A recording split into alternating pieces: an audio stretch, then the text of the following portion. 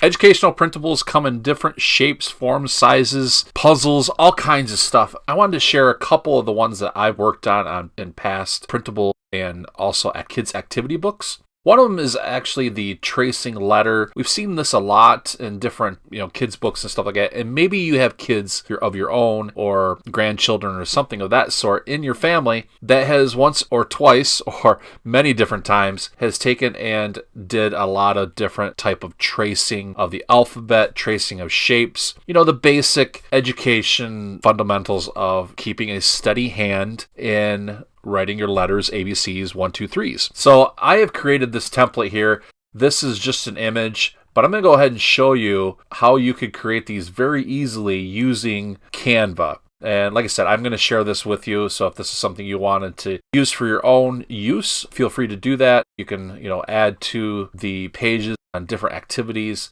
all kinds of stuff. But anyways, I want to go ahead and show you how you can create these on your own. And let's go ahead and jump into it. So first thing I'm going to do is I'm going to create a new page. I'm not going to duplicate it. I'm just going to create a new page. And let's do right here. So for tidiness, I'm going to move this up. So that way I have it at the top here.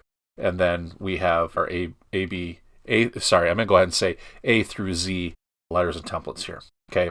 First thing you could do is you can come over to the elements and you can just draw a line.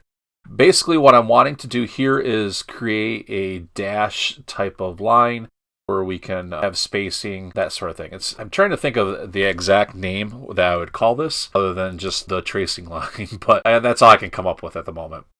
So I'm just going to go ahead and duplicate these. I'm just holding down, I'm on a Mac, I'm holding down Option key and Shift and getting those copied and looking good. I'm going to go ahead and select all of them and I'm going to go to position. Looks like everything is all tidied up, so I don't have to worry about that. Everything's all aligned and we'll go to position, just make sure, yeah, everything's all good. All right, so this first line here, I'm going to turn this into a dashed line. So I'm going to go over here to the line style, which is the top left-hand corner, and I'm going to go ahead and select this line style here. Now you can change the line weight. You can make it big, you can make it small.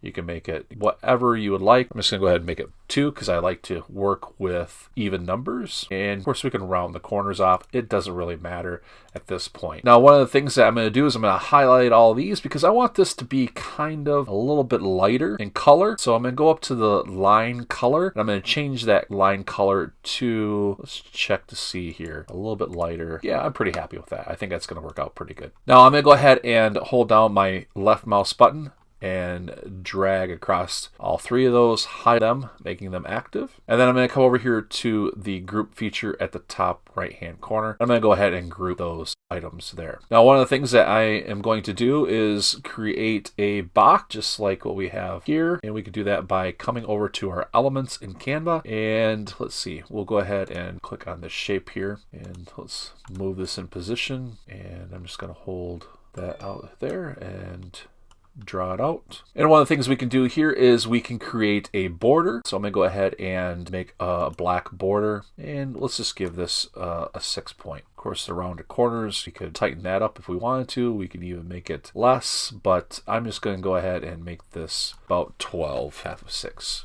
Looks good. Okay. Yeah, that looks pretty good. Now what I want to do is I want to change the fill color. So I'm going to go ahead and highlight or click on the rectangle that we have here. I'm going to go up to the top left-hand corner here where it says color, and I'm going to change that to white. So essentially what we have is a rectangle where we could put 2 letters in, uppercase and a lowercase, just as we have done there. Okay. So next I'm going to go over to my type tool and I am going to select the add heading, and I'm just going to give this a capital A. I'm going to move this in position here, grab my little corner here just by hovering over that and holding my left mouse button down, increasing the size. You can also come up to the font size here and click increase or decrease as needed. In fact, here I think I'm going to go 240. We'll see what that looks like. Maybe goes too big. Nope, it's actually quite good. Perfect. Okay. One of the things too, then what I will do is I will create the lowercase. So I'm just going to highlight this here, this capital A, and then to make this easier, I am going to go to, oops, I do that.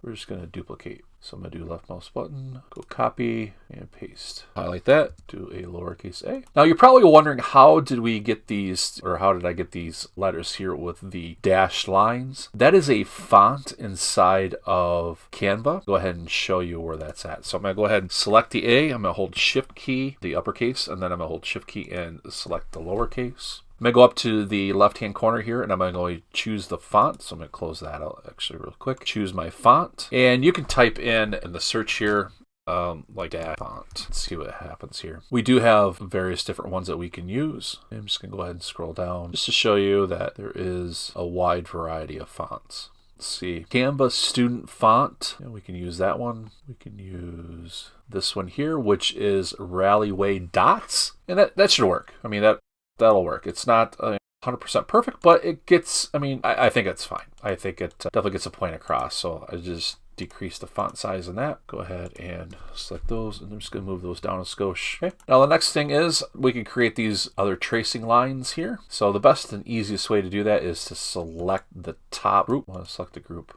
There we go. Select a group there, and I'm just going to go ahead and duplicate that. And let's see. We got this group here, this group here. Looks like we got those. Yep, we do.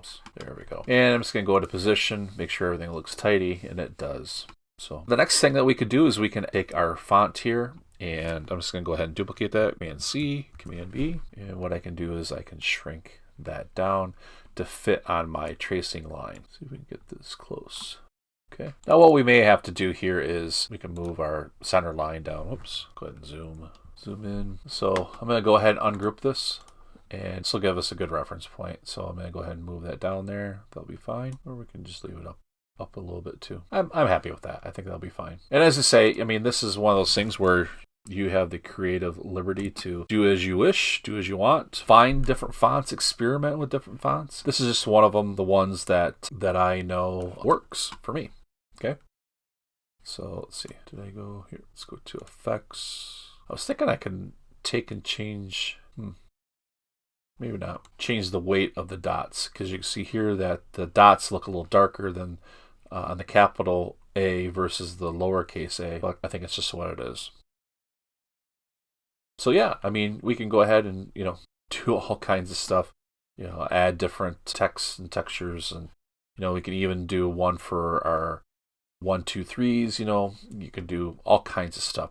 So, like I say, this is one of the educational printables I wanted to share with you in the video. And I have another video that's going to be coming today, and part of the day 3 series, and that will be dealing more with different kinds of cut shape type of printables, definitely working more towards the activity books or the activity type of printables that are very popular, and definitely you could add your own little spin and twist to.